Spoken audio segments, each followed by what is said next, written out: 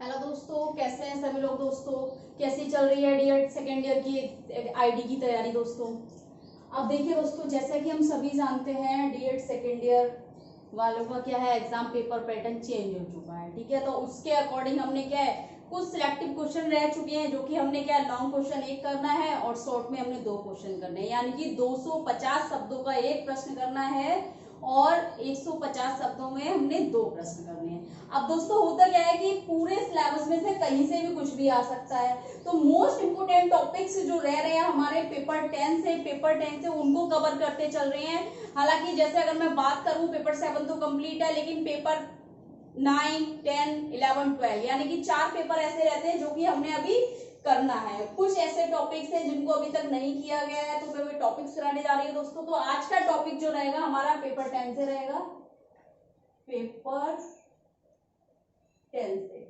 ठीक है, most important topic है हमारा एग्जाम के लिए दोस्तों। ठीक, टॉपिक है हमारा एम्पावरिंग फैमिलीज, यानी कि परिवार को सशक्तिकरण बनाना या सशक्त बनाना।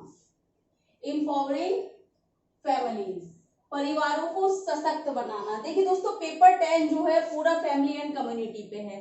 फैमिली और कम्युनिटी के साथ साथ उसमें बात की गई है एक मानसिक मंद बच्चे की या मानसिक मंद व्यक्ति की, हम कह सकते हैं एक बौद्धिक असक्षम वाले व्यक्ति की बात की गई है, बौद्धिक दिव्यांग व्यक्ति की बात की गई है। उसको ध्यान में रखकर परिवार और समुदाय से रिलेटेड जितनी भी चीजें हैं उन सभी चीजों को पूछा गया है।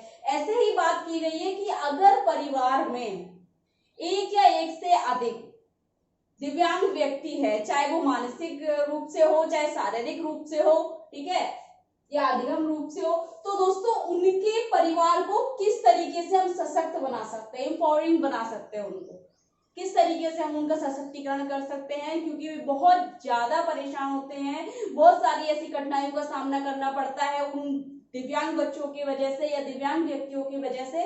तो दोस्तों उन परिवारों को कैसे हम सशक्त बना सकते हैं, तो एम्पावरिंग फैमिली से एक ऐसी योजना मैं बता सकती हूँ, ऐसी सेवा है जिसके माध्यम से हम परिवारों को सशक्त बना सकते हैं। तो आज का टॉपिक रहेगा परिवारों को सशक्त बनाना। पेपर 10 का दोस्तों मोस्ट इंपोर्टेंट टॉपिक है और ये टॉपिक आपको 5 नंबर पे देखने को मिल सकता है।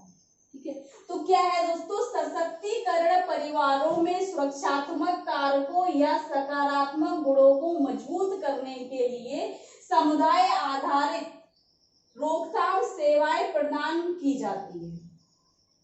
यानी कि सशक्तिकरण में क्या है, सशक्तिकरण परिवारों में सुरक्षात्मक कारकों या सकारात्मक गुणों को मजबूत बनाने के लिए समुदाय आधारित सेवाएं प्रदान की जाती है।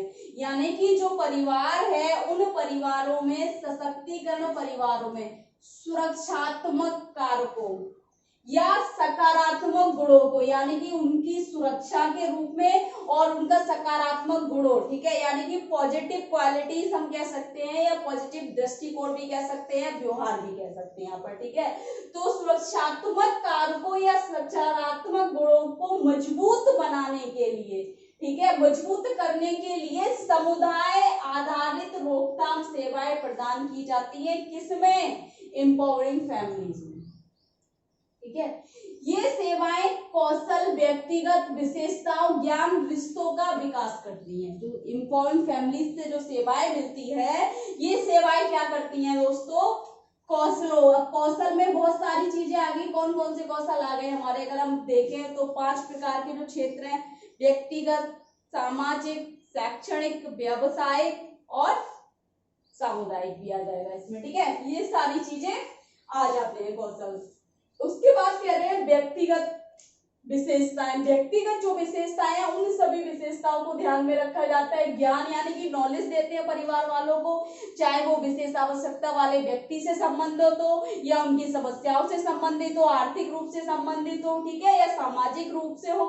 रिश्तों यानी कि परिवार का जो रिश्तों का संबंध है, व्यवहार है, उन रिश्तों का विकास करती है, ताकि व्यक्तियों और परिवारों को स्कूल, काम और जीवन में आने वाली चुनौतियों और कठिनाइयों से निपटने में मदद मिल सके। एक तरीके से ये फैमिली के जितने मेंबर्स हैं उन सभी का डेवलप करती है। किस किस में, उनके कौशलों में, उनके व्यक्तिगत विशेषताओं में, ज्ञान में, रिश्तों में, ठीक है। और क्यों करती है? ताकि व्यक्तियों और परिवारों को, यानी कि परिवार में रह रहे व्यक्तियों को स्कूल काम, ठीक है, स्कूल जाने वाले जो है स्कूल जाते हैं, काम करने वाले परिवार के बड़े सदस्य हो गए, मुखिया कह सकते हैं, उनके जीवन में आने वाली चुनौतियों और कठिनाइयों से निपटने में मदद मिल सके, ठीक। उसके बाद देखिए दोस्तों, इसके कुछ निम्नलिखित कारक है, कैसे हम कर सकते हैं या किस तरीके से उनको सुरक्षात्मक सशक्तिकरण बनाया जाता है। तो दोस्तों, परिवार को सशक्त बनाने के सुरक्षात्मक कुछ निम्नलिखित कारक हैं। कौन कौन से हैं?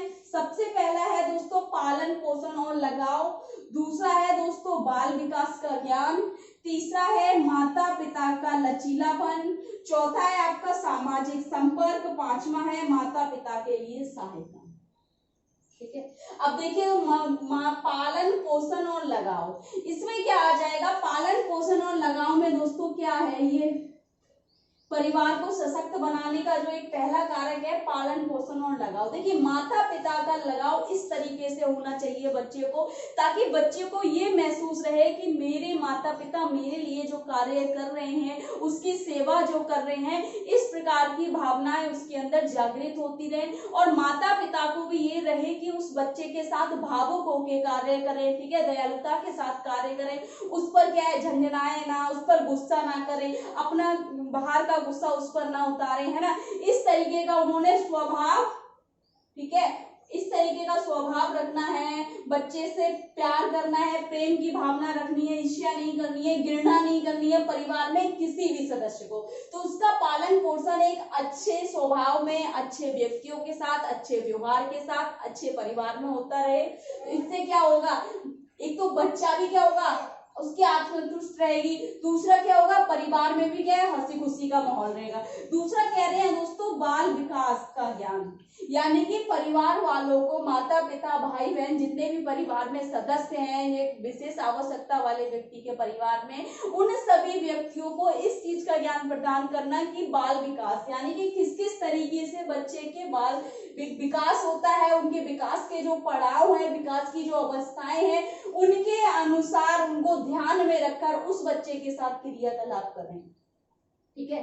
तीसरा कह रहे हैं माता पिता का लचीलापन। माता पिता का लचीलापन यानी कि परिवार में जब बहुत, अगर किसी परिवार में 3 बच्चे हैं, अगर हम बात करें 2 दिव्यांग हैं और एक सामान्य बच्चा है उसमें से, तो परिवार में क्या है, माता पिता के ऊपर बहुत ज्यादा स्ट्रेस आ जाता है, वे परेशान हो जाते हैं। अगर उनमें लचीलापन रहेगा, यानी कि एक दूसरे के सहायता के साथ अगर वे कार्य करेंगे, तो उन दोनों बच्चों पर भी पूर्ण ध्यान दे पाएंगे और सामान्य बच्चे का भी लगाव उनका बना रहेगा। इस प्रकार से अगर वे सामान्य बच्चों को अत्यधिक समय देते हैं और विशेष बच्चों को वे अत्यधिक समय नहीं दे पाते, तो मनमुटाव हो जाता है। अगर माता पिता अपने कार्यभार को आधा आधा बांट लेते हैं, अगर उनमें लचीलापन बना रहता है, तो परिवार में जो विशेष आवश्यकता वाला व्यक्ति है या फिर उस व्यक्ति के जो अभिभावक है वे प्रसन्न रहते हैं। नेक्स्ट है दोस्तों सामाजिक संपर्क।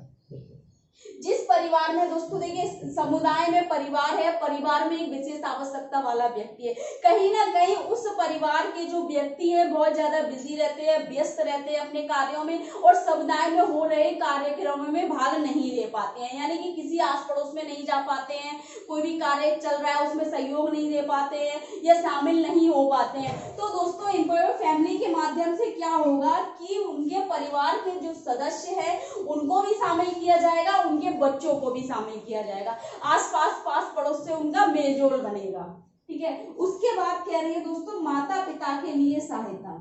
माता पिता के लिए सहायता, अगर किसी परिवार की आर्थिक स्थिति बहुत नील है, बहुत निम्न स्तर की है, तो वे अपने बच्चों का लालन पालन उस तरीके से नहीं कर पाते हैं, तो इम्पोर्टेंट फैमिलीज क्या होगी, उनको क्या करेगी, उनको आर्थिक सहायता, वित्तीय सहायता और उनके लालन पालन के लिए, उनके शिक्षा के लिए सारी विशेषताओं पर ध्यान देकर उनकी सहायता करेगी, ठीक है दोस्तों। ये तो हो गए हमारे परिवार को सशक्त बनाने के सुरक्षात्मक कारक, ठीक है।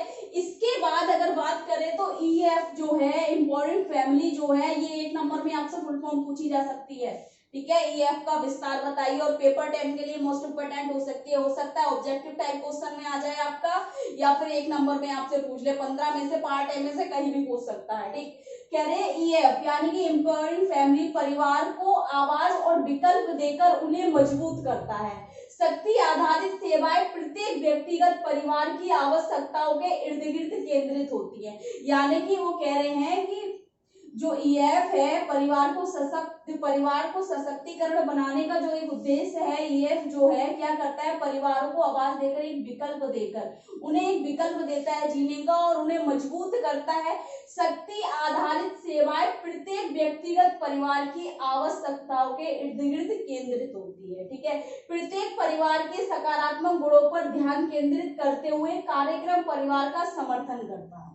ठीक है, यानी कि क्या है, प्रत्येक परिवार के सकारात्मक गुणों पर, यानी कि प्रत्येक परिवार का मतलब है जिन परिवारों में विशेष आवश्यकता वाला व्यक्ति है उन परिवारों में कह रहे हैं कि सकारात्मक गुणों पर ध्यान केंद्रित करते हुए कार्यक्रम परिवार का समर्थन करता है, क्योंकि वे उन आदतों और व्यवहारों की पहचान करते हैं और उन्हें बदलते हैं जो स्वस्थ तरीके से कार्य करने की उनकी क्षमताओं को चुनौती देते हैं। यानी कि जो हमारा एम्पावरिंग फैमिली डे कार्यक्रम जो है, वह कार्यक्रम क्या करता है, परिवार के उन कार्यों, उन आदतों को पहचानते हैं और बदलते हैं जो स्वस्थ तरीके से कार्य करने में उनकी क्षमता को चुनौती दे सके। ठीक है, फिर कह रहे हैं जिन परिवारों में एक से अधिक बच्चों को घर से निकाले जाने का जोखिम होता है उन्हें डीएसएस द्वारा ईएफ के पास भेज दिया जाता है और इस कार्यक्रम के अंतर्गत उनकी पूरी देखभाल होती है। अगर ये आपका 5 नंबर में आता है तो आपको थोड़ा सा इसके बारे में बताना होगा ये कार्यक्रम क्या है, क्योंकि ये एक कार्यक्रम है दोस्तों। ठीक है, एक प्रोग्राम है, एक कार्यक्रम है जिसके अंतर्गत क्या है, परिवार को सशक्त बनाना है। ठीक है, परिवार की सशक्तिकरण, सुरक्षात्मक रूप से उनको सशक्त बनाना है, उसके बारे में आपको लिखना पड़ेगा। उसके परिवार को सशक्त बनाने के सुरक्षात्मक कारक क्या क्या है, इन कारकों को आपने 2-2, 4-4 लाइनों में इनको थोड़ा सा एक्सप्लेन करना होगा, जैसे कि मैंने आपको बताया उससे रिलेटेड अपने शब्दों में बताना होगा। फिर बताना होगा ईएफ क्या क्या करता है। ठीक है, ईएफ के बारे में थोड़ा सा जिस तरीके से मैंने आपको संक्षिप्त में बताया इस तरीके से आपको बताना होगा। ठीक है, 150 शब्दों में करना होगा। इससे रिलेटेड और भी जो हमारे टॉपिक पेपर 10 से रहते हैं वो भी कर देंगे, 11 के भी कुछ रहते हैं। ठीक है, तो अगर कुछ समझ नहीं आ रहा है, कुछ डाउट लग रहा है या कुछ पूछना है तो कमेंट बॉक्स में जाके कमेंट करें दोस्तों। ज्यादा से ज्यादा वीडियो लाइक करें, चैनल को सब्सक्राइब करें, बेल आइकन को प्रेस कर दें ताकि हर आने वाली वीडियो आप तक पहुंच सके। Thank you.